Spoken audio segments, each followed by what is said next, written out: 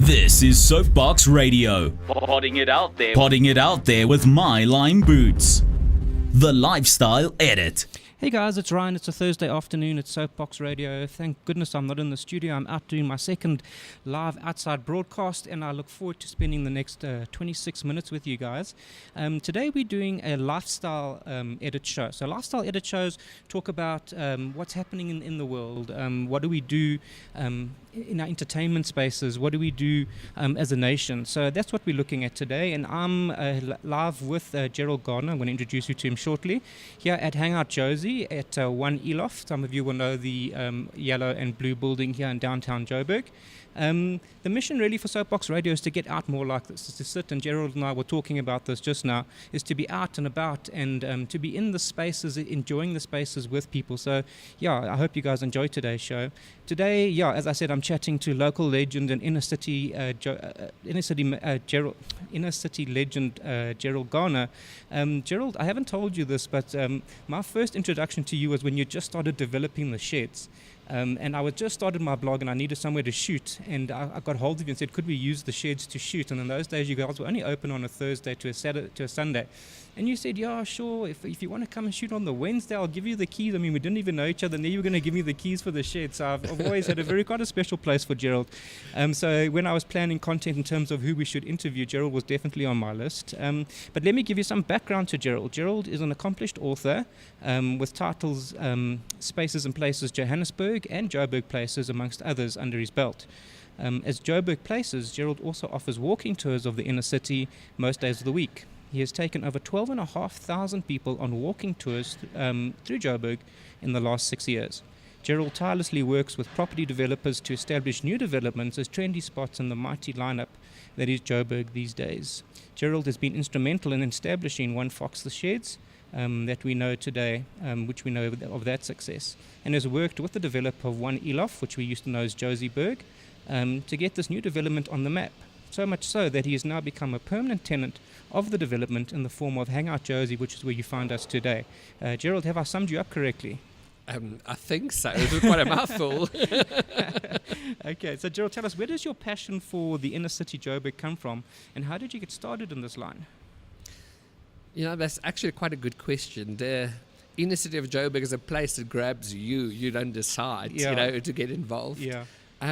It really started out in 2010, 2011 when I wrote Spaces and Places Johannesburg as my first book. Yeah. At that stage, I lived in Craigle Park, and I was a little bit wary of downtown Joburg. Okay. And I wrote all the chapters about the parks, and then I thought I can't ignore town, and I've been involved in architecture and writing and journalism before, so I was aware of things happening in the city. Yeah. And one morning I decided, well, let me go walk with my camera and take a few pictures and do a bit of research. And I was absolutely amazed that day. I walked from Newtown to Gandhi Square, and I had such a great time, took such beautiful pictures. And from there, the book grew of over half of it, comprising the inner city. Yeah. And then from there, I just got more and more involved with amazing things happening in town. And today, I live and work and breathe the inner city. You're a real inner city boy, hey? Yeah. I think it's so sad that so many people, especially like in the northern suburbs, are so scared to have that mindset till this day of not wanting to come into town. I know when I live in Fourways, and when I tell friends we're going for supper here or there, I suggest to them, let's go down to Maboneng or let's go to Brown for supper tonight. Some of the looks I get are quite astonishing, and I wish more people would just take that chance like you did, and come here and experience the place, Stay tuned. I'll be back shortly with Gerald discussing Inner City Joburg, and we will also be doing a gin tasting this afternoon. Be sure to send your questions and comments for Gerald via either my Facebook or my Twitter accounts now. You're tuned in to Soapbox Radio. Podding it out there with My Lime Boots. Find My Lime Boots on Twitter, Instagram, and Facebook. At My Lime Boots. And on YouTube. At My Lime Boots Live. Great, if you just joined us, I'm chatting to Gerald Garner of Joburg Places about his passion for the inner city of Joburg. The regeneration of Joburg inner city appears to have started in around 2007, Gerald. Talk us through why the city declined in the first place and where the impetus for this regeneration has come from your point of view. Sure, that's actually quite a complicated question, but what one can try and Sure. focus on one and two highlights or catalysts. I mean, the decline of Johannesburg is a complicated thing to understand. It was spectacular. It happened in the 1980s and 1990s, and by the early 2000s, the city was in a really bad shape. Everyone just shipped out, eh? Absolutely. Yeah. If you really want to research it, you can draw, point back to the apartheid era laws that actually made the city simply inefficient, unsustainable, and not something that could actually work. The real catalyst was 1985, the Rubicon speech, the then President P.W. Botha failing to bring change to the country that resulted in sanctions and meant that the international corporates actually vacated the city as they withdrew from our economy. Yeah. And from there onwards, things spiraled out of control. Yeah. That's the downturn.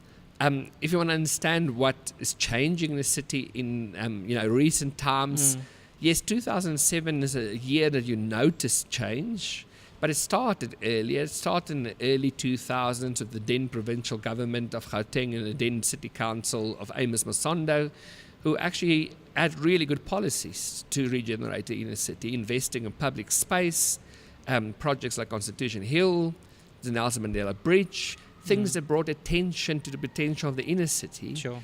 Combined with tax incentives for private investors to buy property and renovate it in town. Those things in 2007 came together with people beginning to buying up buildings and starting to fix things. By 2010, you started noticing the Southbourne properties in Braamfontein, the play Braamfonteins and Braamfontein, perpetuity in Maboneng, things became visible, but the work was done a few years before then already. Yeah. Do you think, in those days, I remember there was a massive building taking place in Sandton. I mean, you could see the CBD had shifted from Joburg into Sandton. Do you think and I was just wonder how inefficient it was that we were rebuilding buildings when we had perfectly fine structures here in Joburg? Yeah, that's again is quite a complicated issue. I mean, what really happened is when the international corporates returned to South Africa in 1994, 1995, after the sanctions were lifted and we became a democracy. But then the city was already in a bad shape. It was already spiraling out of control. There was already fear of the city, and therefore they went to build new buildings, and what today is Sandton. At the same time, the local businesses started migrating there. But also, to be fair, the buildings in town at that stage didn't really meet the requirements of the modern business, the IT business, and these different kind of infrastructure and different buildings. So in some ways it was a natural progression. Okay. It is sad, though, that they did not simply renovate or rebuild in town and build a different city. Yeah, 100%. But I suppose from history we can understand why it happened. Yeah, there was an aversion, I suppose, Has this regeneration drive been sustained as city councillors change and come and go? Or was it waned, dropped and risen at certain times? Is a very good question, and it's one that I can only, from a biased viewpoint, Sure. answer. Yeah. I can't give you independent research on that, but my viewpoint is the Johannesburg City Council between 2007 and 2011 were quite efficient in investing in town and improving the city. Yeah. Since 2011 until about last year, I think some of the momentum was lost, although the private sector did a lot. The public infrastructure was not maintained or improved by the city to the extent it should be. Yeah. At the moment, we have a new city council, so I'm talking about 3 different city councils between 2007. There is institutional memory loss, so it's a good question that you ask. I'm noticing policies and efforts to improve things that all sound great. On the ground, the sidewalks are still full of open manhole covers and broken. Here and there you're seeing improvements. I'm seeing a little bit more cleaning happening in the city. There are signs that give me hope, but there's still a lot to be done. Sure, 100%. Gerald, you've been quoted as describing Joburg as a city in flux with many exciting opportunities in the offing. Talk to us about this place. Well, I take thousands of people walking tours and always tell them at the beginning that it is an absolutely crazy place. It's a place that makes no sense. Yeah. When you arrive here the first time, you think, crikey, where did you arrive? As you start understanding the history of this astonishing young city, that's only 130 years old, Yeah. and you realize how much happened here in such a short time, things started making more sense. Out and out, Johannesburg is a city of migrants. It's been that since day one. Yeah. It's still that. It's people who come here who actually want to be here. Seeking after something. Exactly. Yeah, And I think that's what gives us incredible energy. And therefore, there are not many other cities in the world where you can pick up the phone or somebody can phone you. You don't know them from anywhere and they say they have a good idea or they want to do a shoot in the shed, you know. Yeah, there we go. And that's a cool idea. You know, the city is very open to making things happen. And I think that's what makes Joburg such a exciting city. Place, Yes. Okay. So we've got people living in town. We've got businesses coming back to town. What would you say is the average profile of the average person living in town these days in the inner city? Well, I mean, that's the crux of regeneration. People often think it has to do with the trendy bars and food halls and the rooftop spaces. Yeah. That's just an outcome of what's actually happening in town. That is that since 2007, thousands and thousands, tens of thousands, maybe as many as 70 to 80,000 apartments have been created in the CBD out of old office spaces. People come to live in a city. Yeah. Today's a mixed-use city. Lots of people living in town. The profile, mostly young people with their first or second jobs, the emerging middle class, very much people who lived in townships before, wasted their transport money, to Getting town to go to work, who now live in the city, save some transport money, have a little bit of disposable income, and therefore go shopping, go out drinking, support entertainment places, etc. In the CBD, it's sort of the profile of 25 to probably 40. If you look at Braamfontein, that's probably a little bit younger because there's a lot of student housing in that area as well. Yeah. Okay. Great. Thanks, Gerald. I'll be back with Gerald shortly. Be sure to send through your questions and comments for Gerald via my Facebook or Twitter account. And stay tuned for that gin tasting we'll be doing.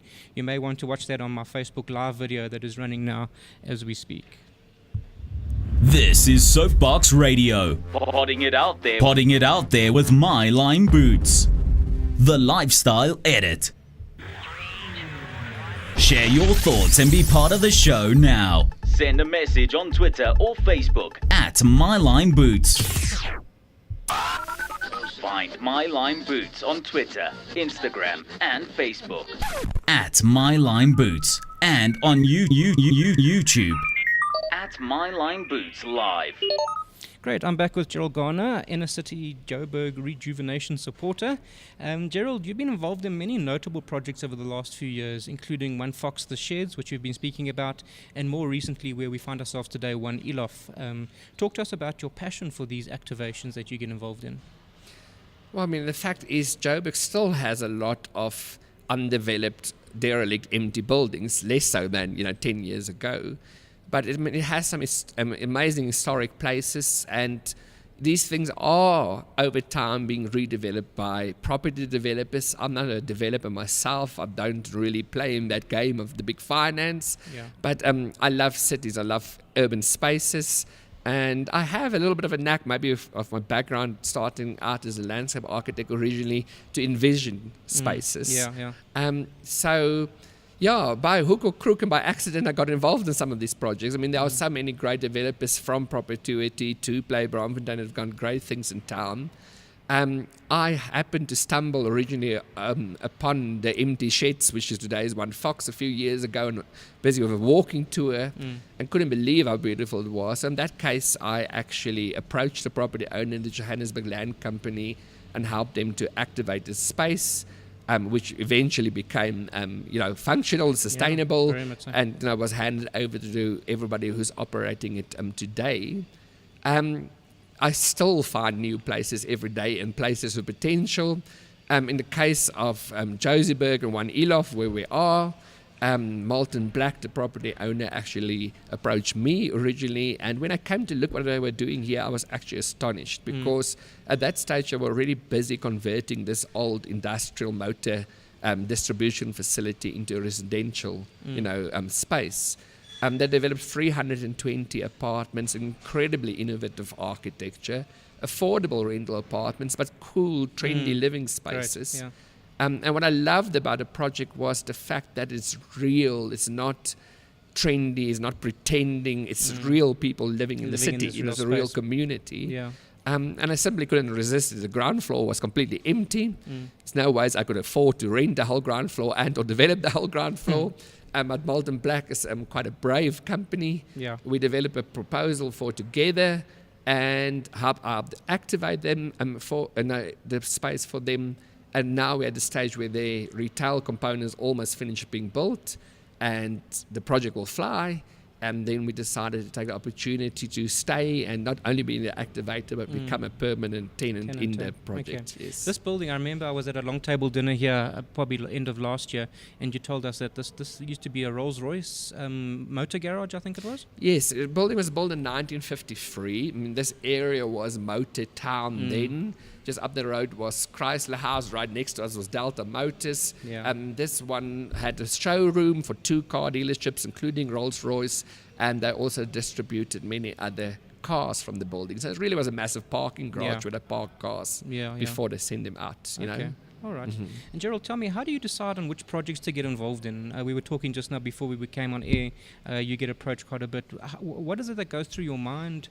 Do you do viability studies, or is there something that's got to just grab you about the facility? Perhaps I should do more viability studies, but I'm one of those crazy people who, in many ways, go on my gut feel. I mean, my real bread and butter is the walking tours of town, and that we developed successfully over the last 6 or 7 years. So for me, it's about being meaningful. I mean, obviously, you want it to also work financially and be profitable, but a project must make a difference to the city. So in the case of Fox, I think it was the historic value of the property that really drew me. In the case here, it was the location of right in the middle of the city where everything actually happens, where things were really derelict. It's quite a challenging area to start improving. And just the fact that it really felt real. It's the real people of Johannesburg living here. Yeah. Talking about real, there's some interesting things happening here at One Elof. We have permanent artists, local artists who are installed downstairs. Do you want to talk us through what's happening here at One Elof? Yes, I mean, apart from Hangout Jozi that we're running and developing, there's quite a few tenants in the building. Above the lane, Joziburg Lane, are various artists, some of them quite famous, including Hanley Kutsia. So there's a great artist community who actually create work and work from here. There's obviously the 320 residential apartments and Molten Black developed upstairs. And then the real amazing thing is behind this wall, you can't see it at the moment, is an incredible retail area. So it's basically a shopping mall with office space above that and about 200 retail outlets. We're not operating that. We're actually the neighboring tenant to that, but we're going to work very closely with that. It will include fashion, homeware, inner city bargain style shopping, but also some real cool brands interspersed between that. Serving the people who live and work in town. It's important to pull people from the suburbs, but at the same time, there are a lot of energy in the city already. So that's what it's aimed at. And then you mentioned the long table dinner, the space that we had it in last year is the Joziburg Events Hall that's also operated by the property owner Molten Black, but great parties happen there, or great functions are going to host up to 2,000 people. And then over time, not my project, but I'm close enough to at least be aware of it.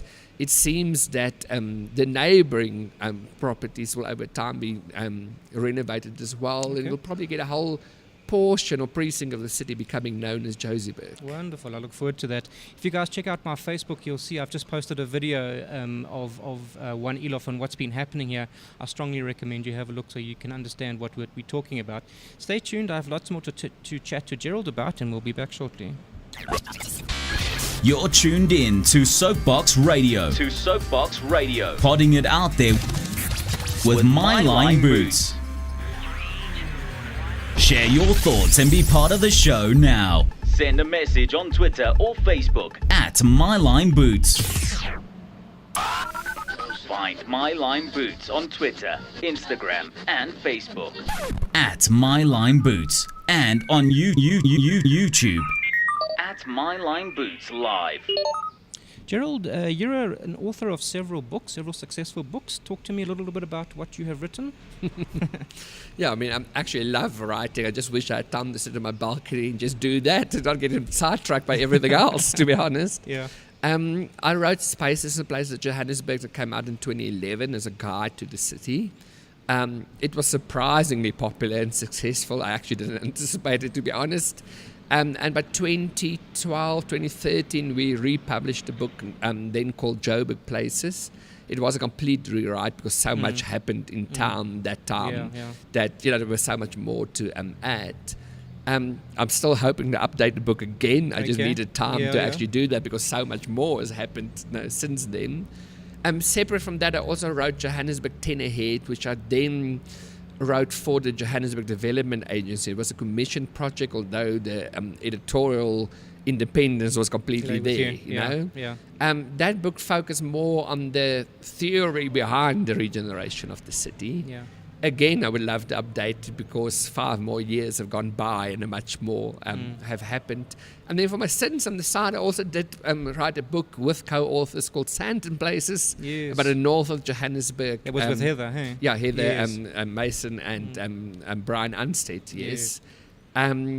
But what is interesting is it is the inner city books, the Joburg books that are the most popular. People are interested in it. Unfortunately, they are out of the Sandton book is still available, but all the other books are out of print at the moment, and we need to update them, get them reprinted. Okay, so is there another book lurking, other than the updates, is there another book lurking in the back of that brain there, Gerald? Yeah, there are probably plenty. I mean, I do want to republish Joburg Places as a priority. But I also want to eventually write a book on a very personal nature, more the story of Joburg, not so much about what to do and where to go and what to see, but just what is it that drives the various role players and the regeneration and the crazy things that happens behind the scenes in the city. I think that'll make for an awesome book.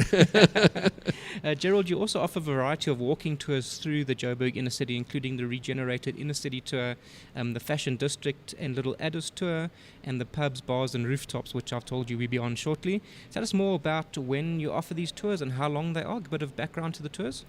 Yes, I mean, we indeed offer a variety of tours these days. I guide some of them myself. I have 1 or 2 guides working with me now as well. So we offer private tours almost on a daily basis through the inner city. And then occasionally we do public tours where people can also book per person. They're all listed on my joburgplaces.com website. Okay.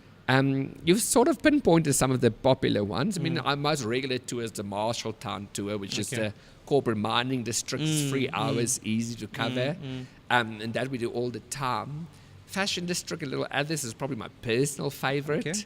That's about 5 hours, includes some bargain shopping, includes the Ethiopian Quarter and all the great coffee shops and eateries there.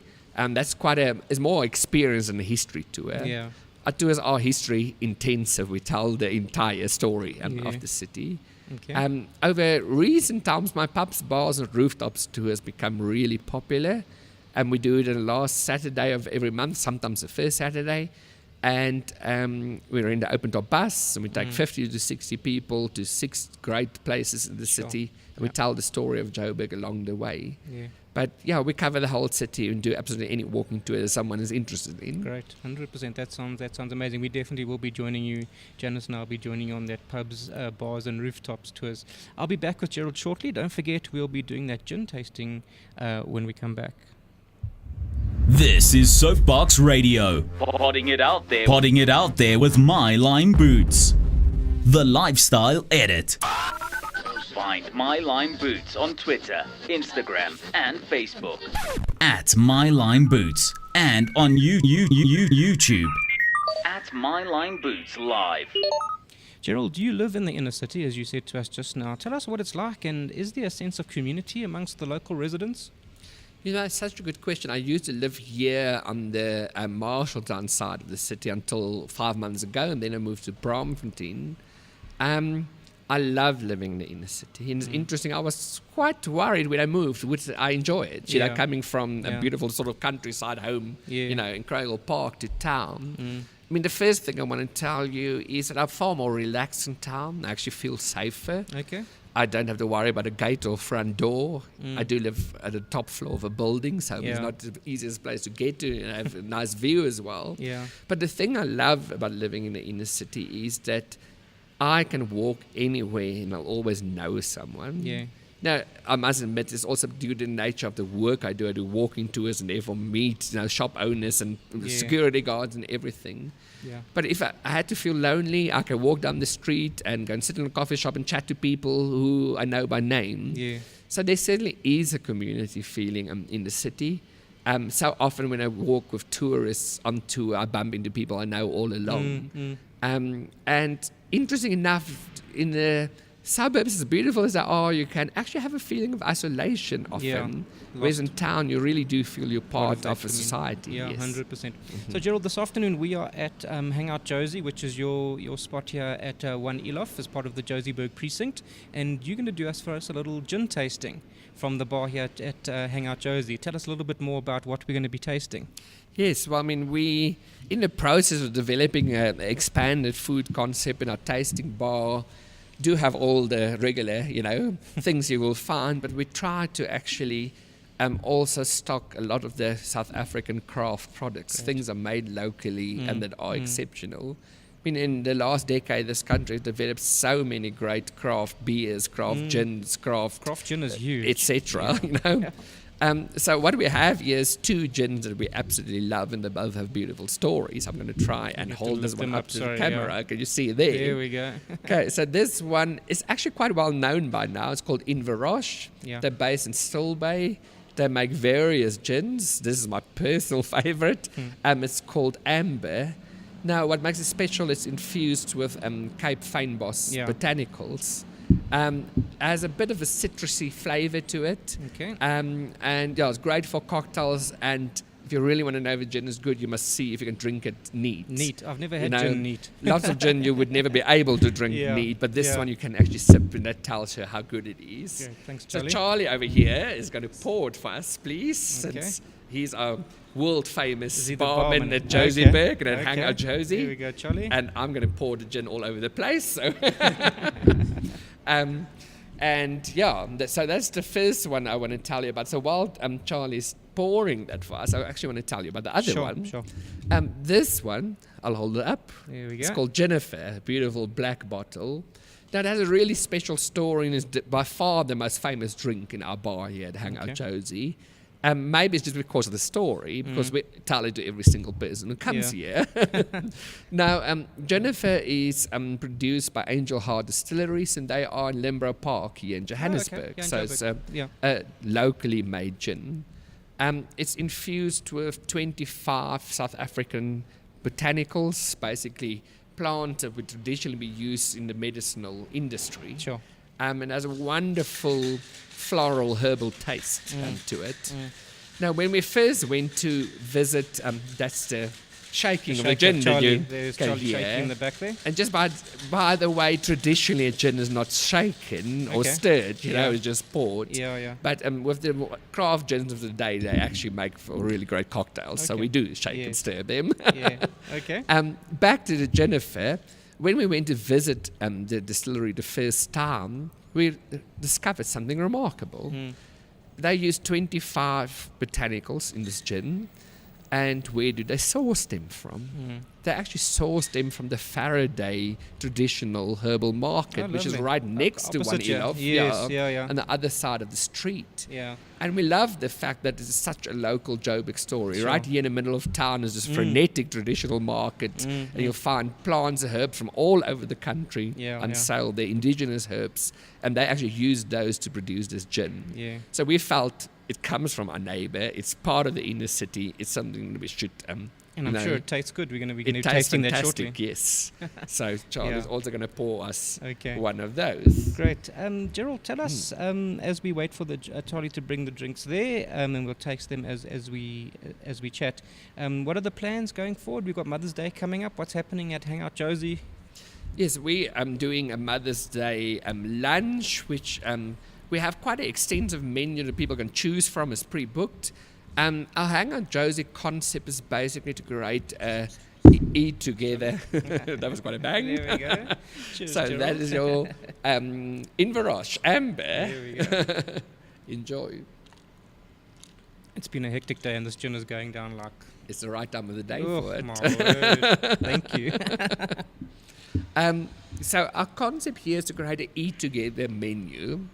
It's really tapas style. So we really position ourselves as a braai eatery, a lot of open flame braai food that we serve in platters, served in the middle of the table, people share. Yeah. So the idea is to have more smaller things to eat and create a better taste experience. By June, we're going to introducing a permanent concept, which would be described as 4 kitchens in one service of the same service. Great. So we have our own kitchen. We're going to bring in a couple of pop-up kitchens as well. They'll have a shared menu. We'll have waiters by then who actually entertain and serve people and tell them about what is on offer. Yes. Great, 100%. Well, Gerald, it's been an absolute pleasure to talk to you this afternoon. Thank you for your time, and thank you for spending time with me. I think we're going to need to do more of these shows here from Hangout Jozi as the concept continues to evolve. I wish you every success going forward with your activations. I hope you find so many more places to activate for us, because you're giving us a world-class lineup of places to enjoy here in Joburg. So well done to you, Gerald, and thank you for everything that you do for us residents of Joburg. Thank you very much for visiting us today. Always a pleasure. Gerald, remind us, where can the listeners find you on social media? So they can look for Joburg Places. They'll find that on Twitter and Facebook and Instagram. That's really our tour business. And then they can look for us as Hangout Jozi on all the same things, which is really the venue, bar, braai, eatery at 111 Joziburg. Great, 100%. If you guys have a look at my Facebook and Twitter, you'll see I've posted all of Gerald's contact details for you to get in touch with him. Maybe I'll even see you on that rooftop bar tour end of May, which I'm really looking forward to. Next week's show, I'll be chatting to yet another legend, this time in the field of aesthetics and anti-aging, Dr. Maureen Elam, who is also the medical director and founder of Skin Renewal, the aesthetic clinic group that has a footprint of over 15 branches across South Africa. Dr. Maureen has just returned from the 15th Aesthetic and Anti-Aging Medicine World Congress in Monaco, and I look forward to chatting to her next week. That was Soapbox Radio. It was good to spend time with you guys. We'll see you again next week. You've been listening to Soapbox Radio. Podding it out there with my Lime Boots. Find My Lime Boots on Twitter, Instagram, and Facebook. At My Lime Boots. And on YouTube. At My Lime Boots Live.